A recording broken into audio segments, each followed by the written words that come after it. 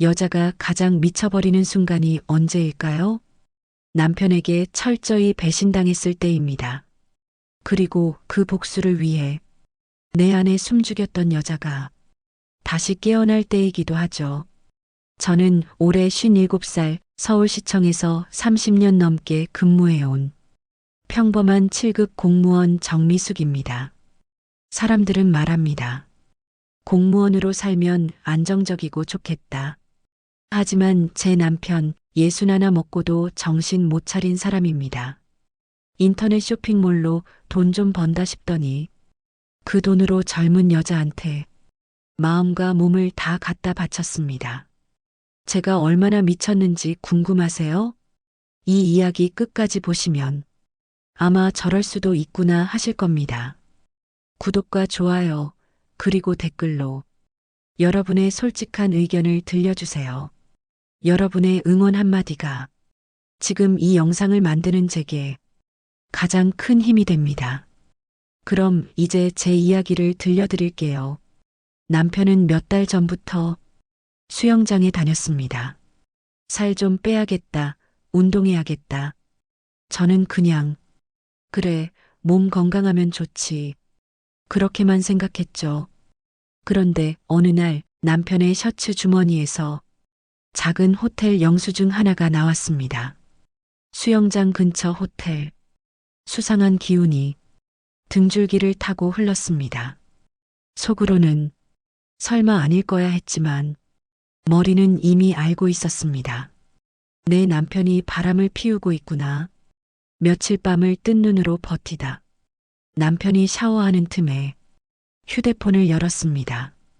결국 보지 말아야 할 걸 보고 말았습니다. 오늘도 너무 좋았어요. 다음엔 그 호텔로 가요. 조금만 더 보고 싶어요. 메시지 속 상대는 남편이 배우는 수영장 강사, 제 딸 또래로 보이는 여자였습니다. 머리가 멍해졌습니다. 숨이 막히고 손이 떨리고 심장이 미친 듯이 뛰었습니다. 욕실 문 앞에서 소리를 질렀습니다. 이게 뭐야? 당신 지금 뭐 하는 거야? 남편은 샤워기 물소리를 뚫고 아무렇지 않게 수건을 두르고 나와 그냥 수업 때문에 친한 거야. 말도 안 되는 거짓말을 했습니다. 순간 깨달았습니다. 이 사람은 절대 진심으로 사과할 줄 모르는구나. 그래서 저는 그 여자 강사의 남편에게 직접 연락하기로 마음먹었습니다. 번호를 알아내기까지 며칠을 더 밤새웠습니다. 그리고 마침내 그 사람과 통화가 연결됐습니다. 안녕하세요. 혹시 이 번호 맞나요? 죄송하지만 제가 드릴 말씀이 있어서요. 전화를 받은 사람은 김성훈 59, 지역 건설회사 현장 소장으로 평생 가족만 바라보고 살아온 분이었습니다. 처음엔 말문이 막힌 듯 아무 소리도 못 하시더군요. 그러다 떨리는 목소리로 정확한 증거가 있나요? 조심스레 물으셨습니다. 그 한마디에 참았던 눈물이 터졌습니다.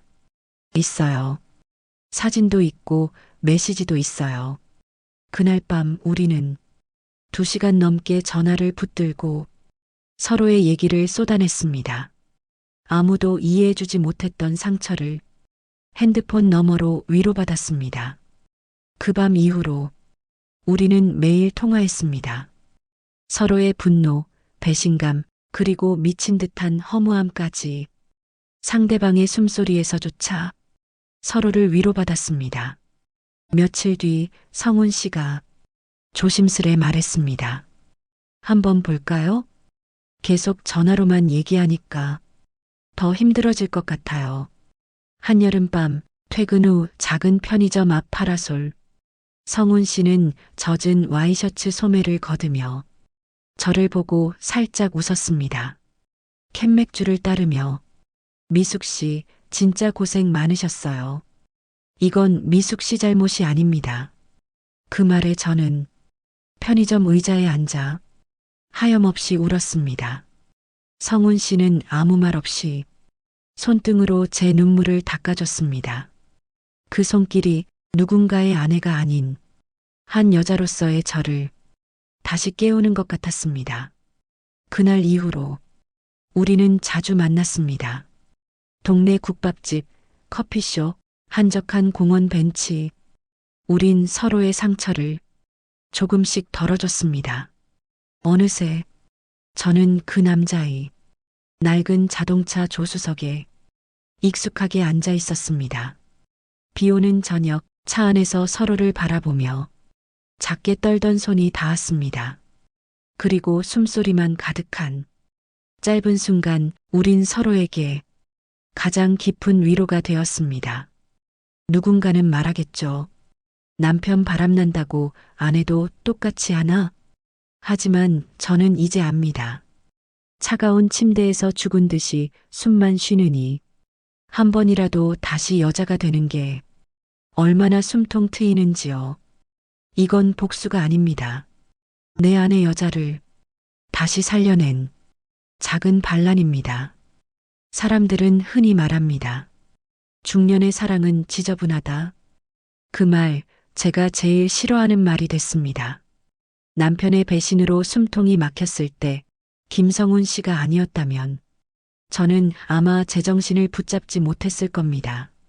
어느새 우린 매일같이 서로의 하루를 확인했습니다. 출근길에도 퇴근길에도 그의 목소리를 듣는 게 당연한 일상이 됐습니다. 퇴근 후 작은 고깃집 구석자리에 앉아 소주잔을 기울이고 있으면 언제나 그가 있었습니다. 미숙 씨, 오늘은 좀 어때요? 그 물음에 제 마음이 녹아내렸습니다. 남편은 제가 집에 늦게 들어와도 이젠 아무런 관심도 없었습니다. 자기 바람 피우기 바쁘니까요. 그 덕에 저는 더 이상 죄책감조차 느끼지 않았습니다. 하루는 성훈 씨가 조용한 카페에 앉아 제 손을 덥석 잡았습니다. 우리 그냥 이쯤에서 멈출까요? 그 말이 얼마나 잔인했는지 모릅니다. 저도 모르게 손을 빼려 하자 성훈 씨가 제 손을 꼭 잡으며 말했습니다. 아니요. 미숙 씨가 싫다면 그냥 잊어버려요. 나는 이제 못 멈추겠어요. 저도 웃음이 났습니다. 저도요. 저도 이제는 돌아갈 자신 없어요. 둘 다 서로를 완전히 붙잡아 버렸습니다. 그날 이후 우리는 더 대담해졌습니다. 같은 도시에 살면서도 일부러 1시간씩 돌아가 사람들이 보지 않는 골목 모텔로 들어갔습니다. 어두운 복도를 걸으며 서로의 손을 꼭 잡았습니다. 문이 닫히는 소리와 함께 우리의 모든 망설임도 닫혔습니다. 옷깃이 스치고 숨이 엉키는 그 짧은 순간 저는 내 몸이 아직도 살아있음을 느꼈습니다. 남편과의 냉랭한 침대에선 죽은 듯이 버텼는데 이 사람 품에선 숨이 다시 뛰기 시작했습니다. 어떤 날은 허름한 모텔방에 누워 창문 틈으로 새어드는 가로등 불빛을 같이 바라봤습니다. 성훈 씨는 제 머리칼을 쓰다듬으며 조용히 물었습니다. 미숙 씨, 후회하지 않아요? 저는 웃으면서 대답했습니다. 후회? 그건 이제 남편 몫이죠.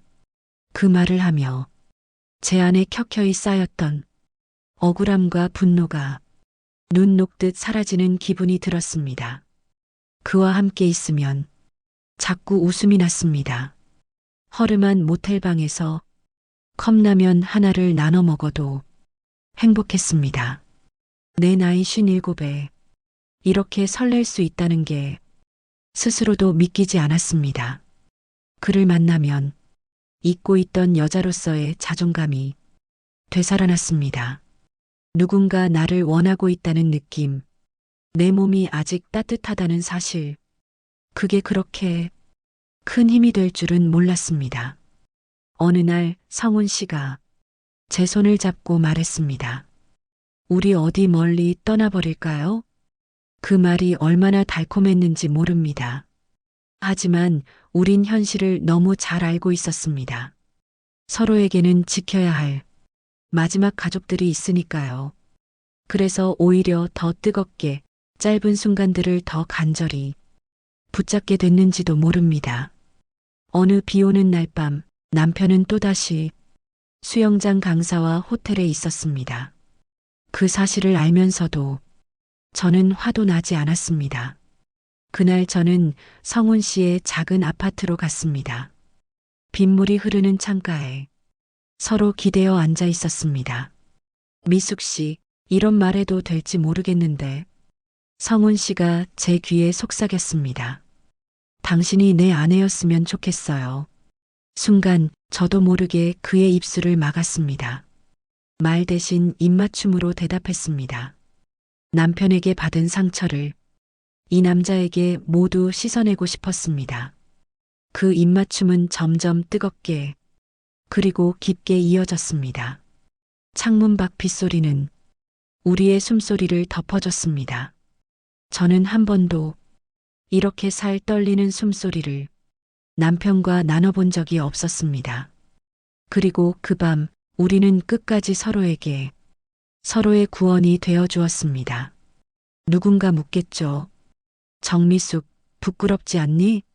하지만 부끄러운 것은 뒤돌아본 남편의 거짓말뿐이었습니다. 저는 단 한 번도 사랑받지 못했던 사람이 아닙니다. 다만 잘못된 사람에게 내 청춘을 갖다 바쳤을 뿐이죠.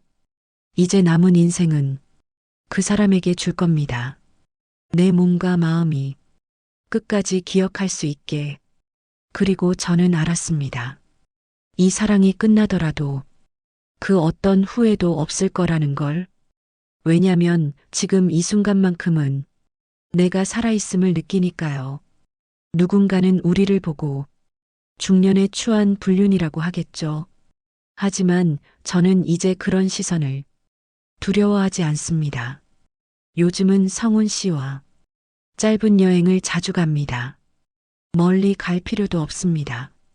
바닷가 근처 작은 민박집이나 시골의 낡은 펜션이면 충분합니다. 차를 타고 한참을 달리다 보면 도시의 소음과 거짓말이 조금씩 멀어집니다. 민박집에 도착해 작은 방에 가방을 풀고 나면 우린 마치 부부 같습니다. 우리 이럴 때만큼은 정말 부부 같네요. 제가 웃으며 말하면 성훈 씨는 제 머리를 쓰다듬습니다. 이럴 때가 아니라 난 원래부터 당신이 내 아내였으면 좋았어요. 그 말에 제 마음은 또 한 번 흔들립니다. 지금이라도 모든 걸 버리고 이 사람에게 가고 싶다는 생각이 듭니다. 하지만 현실은 쉽게 문을 열어주지 않습니다. 우리에겐 아직 남아있는 가족들이 있죠. 성훈 씨에게는 대학생 딸이 있습니다. 저에게도 아직 결혼 못한 아들이 있죠. 이 관계를 안 들키려면 더 조심해야 했습니다. 주말마다 엄마 동창 모임 간다며 집을 나설 때마다 조금씩 떨렸습니다. 어느 날 남편이 아무렇지 않게 수영장 강사에게 전화를 거는 소리를 주방에서 듣게 됐습니다. 오늘은 어디서 볼까? 그 호텔? 아님 내가 좋아하는 그 풀빌라? 그 말에 제 손에 들려있던 식칼이 부들부들 떨렸습니다. 예전 같았으면 소리를 지르고 따졌을 겁니다. 하지만 이제 저는 웃으며 전화기를 닫았습니다. 저도 갈 데가 있으니까요. 그날 밤 저는 성훈 씨와 함께 작은 콘도에 있었습니다. 창문 너머 산속 바람이 서늘하게 들어오고 작은 전기장판 위에 우린 서로의 체온을 가장 가까이 나눴습니다. 미숙 씨, 성훈 씨가 제 머리를 감싸며 속삭였습니다. 당신을 이렇게 껴안고 있으면 다른 건 하나도 안 부러워요. 그 말에 저는 웃으며 대답했습니다. 저도요. 다른 거 아무것도 안 바라요. 그냥 이대로 당신 품이면 돼요.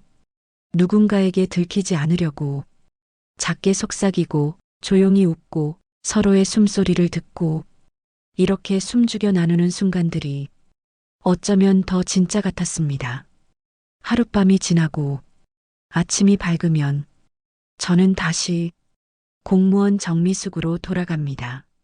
성훈 씨도 다시 건설 현장 소장 김성훈으로 돌아가죠.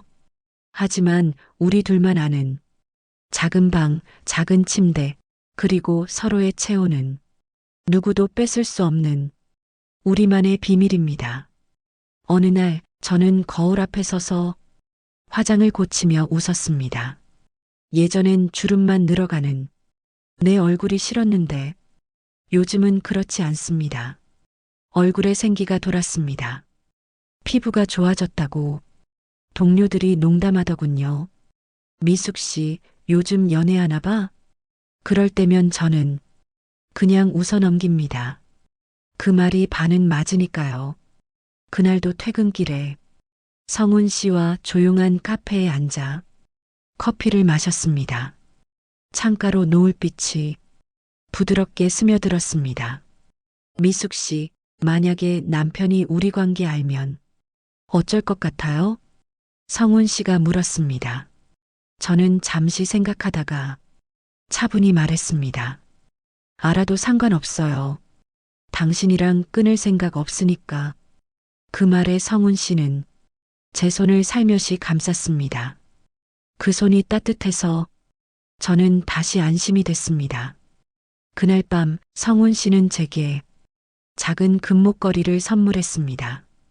이거 꼭 숨겨서 해요. 남편한테 들키지 않게.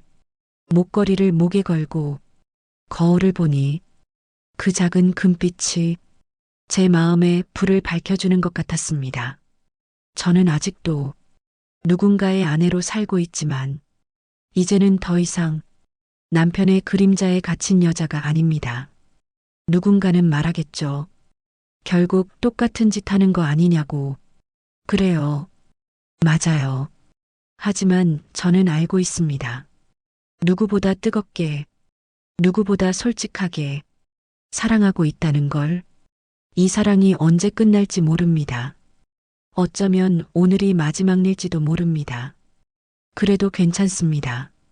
적어도 지금 이 순간만큼은 나 자신을 잃지 않았으니까요. 그리고 저는 다시 조용히 마음속으로 다짐합니다. 오늘 밤에도 내일 밤에도 나는 이 사람의 여자가 되겠다고. 사람은 누구나 숨겨둔 욕망이 있다고 하죠. 그게 들켜버리는 순간 모든 것이 달라집니다. 남편은 아직도 수영장 강사와의 관계를 철저히 숨기고 산다고 믿습니다. 하지만 저는 이제 그 사실에 아무런 감정도 없습니다. 오히려 감사할 따름이죠. 남편의 배신이 없었다면 성훈 씨를 만날 이유도 없었을 테니까요. 요즘 저는 남편에게 눈치를 주지 않습니다. 늦게 들어오면 그냥 웃고 어디서 자고 오든 모른 척합니다. 그럴수록 남편은 자기 마음대로 할 수 있다고 믿겠죠. 하지만 그 사람이 모르는 건 저도 제 마음대로 숨겨둔 또 다른 시간을 살아가고 있다는 사실입니다. 얼마 전에는 성훈 씨와 작은 펜션으로 하룻밤 여행을 다녀왔습니다. 바닷가에 가까운 언덕에 있는 허름한 펜션이었죠. 방문을 열면 바로 바다가 보였고 우리는 둘만의 세상에 들어온 듯 했습니다. 하얀 침구에 몸을 기대어 바깥 파도 소리를 들으며 성훈 씨가 제 손을 잡았습니다. 미숙 씨, 내가 더 젊었더라면 당신을 데리고 멀리 떠났을 거예요. 저는 웃었습니다. 왜요? 지금도 괜찮은데. 그의 눈이 촉촉해졌습니다. 미숙 씨가 지금 내 옆에 있는 것만으로도 난 이미 세상을 다 가진 것 같아요. 그 순간 파도 소리가 제 귓가를 때리는데 제 심장 소리까지 파도에 섞여 더 커졌습니다. 그날 밤 저는 그 사람에게 모든 걸 맡겼습니다. 쌓여있던 상처가 하나씩 녹아내리고 애써 외면했던 내 몸이 다시 깨어났습니다. 서로를 껴안고 작게 숨을 고르고 서로의 이름을 불러주었습니다. 성훈 씨, 미숙 씨, 어쩌면 이건 아무에게도 들려주면 안 되는 이야기. 하지만 저에겐 이 순간이 너무 소중해서 마음 깊숙이 새기고 싶었습니다. 펜션 창문 너머 달빛이 우리를 부드럽게 비추었습니다. 아무도 없는 바닷가, 아무도 모를 우리의 밤. 이것만으로도 충분했습니다. 아침이 되면 각자의 일상으로 돌아가야 하지만 이 순간만큼은 세상 누구도 우리의 자유를 빼앗을 수 없었습니다. 돌아오는 차 안에서 성훈 씨가 묻더군요. 미숙 씨는 남편과 헤어지고 싶어요? 저는 잠시 눈을 감았습니다. 아니요. 이제는 굳이 그럴 필요 없어요.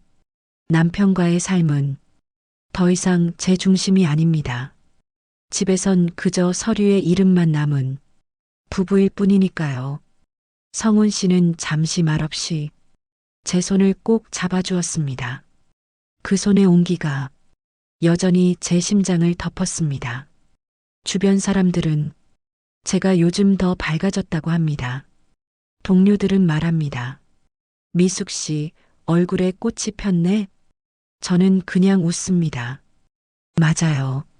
내 안에 꽃이 다시 피었습니다. 누구 덕분인지 누가 알기나 할까요?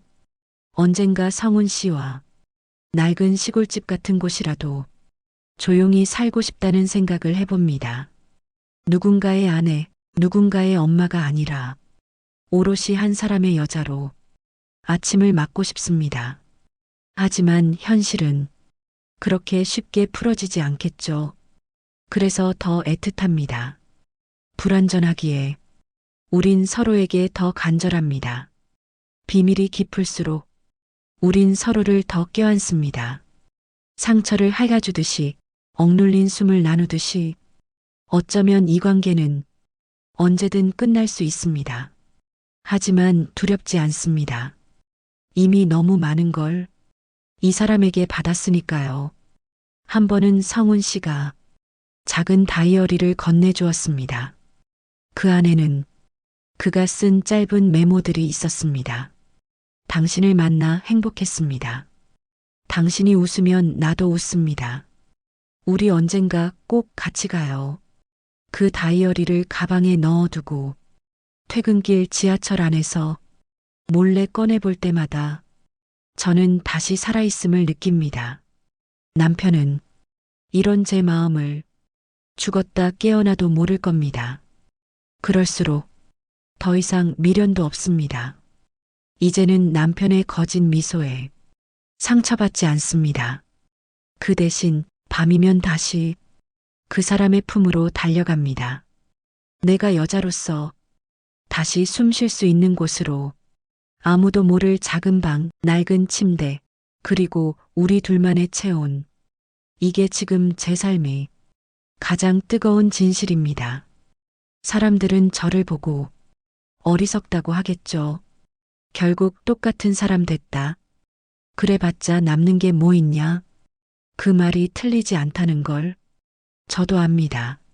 하지만 단 한 번만이라도 제 마음이 원하는 대로 살아보지 못한 채 늙어가고 싶지 않았습니다.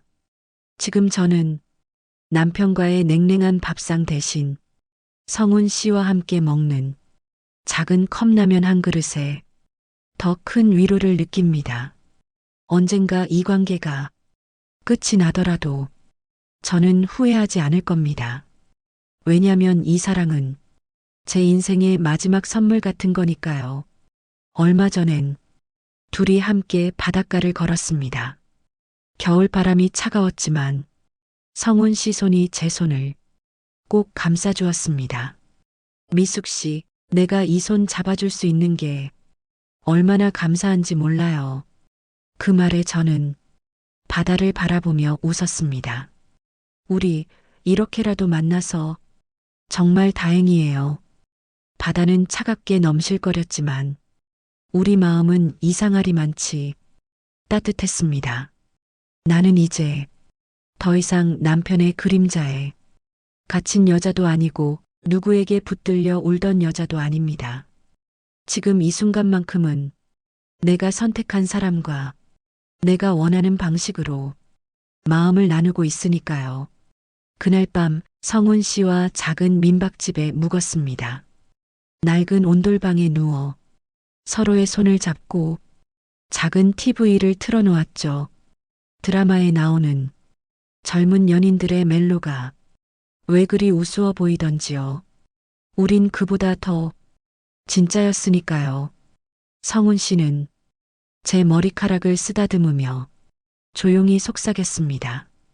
당신 만나고 나서 세상이 달라졌어요. 나도요. 이렇게 누군가에게 여자로서 필요할 수 있다는 게 얼마나 큰 힘이 되는지 몰랐어요. 그 말에 서로 웃었습니다. 이 밤이 지나면 다시 현실로 돌아가야 하지만 우린 이미 충분히 서로에게 스며들었습니다.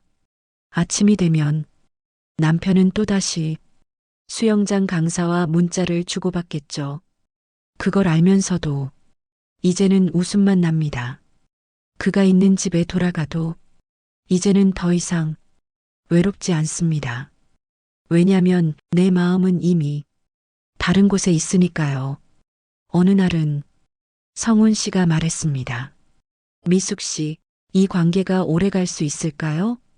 저는 고개를 저었습니다. 모르겠어요. 그치만 상관없어요. 지금 이렇게 서로의 품에서 숨 쉬고 있다는 게 중요하니까요. 우린 서로의 손을 꼭 잡았습니다. 주름진 손등이 부끄럽지 않았습니다. 그 주름 속에 내가 살아온 시간, 내가 견딘 눈물, 그리고 지금 다시 되찾은 온기가 다 들어있으니까요. 저는 이제 압니다. 사랑이란 누가 뭐라 해도 스스로가 살아있음을 느끼게 해주는 것이라고요. 남편에게 받은 상처는 성훈 씨의 손길로 하나씩 사라졌습니다.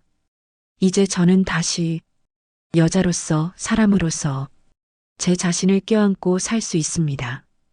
누군가는 끝까지 저를 욕할지도 모릅니다. 하지만 괜찮습니다. 누구도 내 인생을 대신 살아주지 않으니까요. 이제야 알았습니다. 내가 원했던 건 비싼 선물이나 호화로운 집이 아니라 한 번쯤은 너 없으면 안 된다고 말해주는 사람이었다는 걸요. 그걸 남편에게는 단 한 번도 듣지 못했지만 지금은 매번 들을 수 있습니다. 그게 바로 내가 이 사랑을 놓을 수 없는 이유입니다. 그리고 저는 알고 있습니다. 언제까지 숨길 수 없을지도 모른다는 걸. 하지만 두렵지 않습니다. 숨겨진 이 밤들이 있었기에 저는 다시 살아있을 수 있었으니까요. 그게 제 인생의 마지막 자존심이고 가장 뜨거운 도망입니다. 그래서 오늘 밤에도 저는 마음속으로 다짐합니다. 내일이 오더라도 이 사람의 손을 놓지 않겠다고. 어쩌면 이게 내 평생 가장 큰 불장난일지라도 그래도 괜찮다고. 적어도 지금만큼은 나는 진짜 나니까요. 여기까지 긴 이야기 함께 해주셔서 감사합니다. 혹시 이 이야기가 당신 마음에도 스며들었다면 좋아요와 구독, 댓글 꼭 부탁드립니다. 여러분의 한마디가 저 같은 사람에게 큰 용기가 됩니다. 챗GPT에게 묻기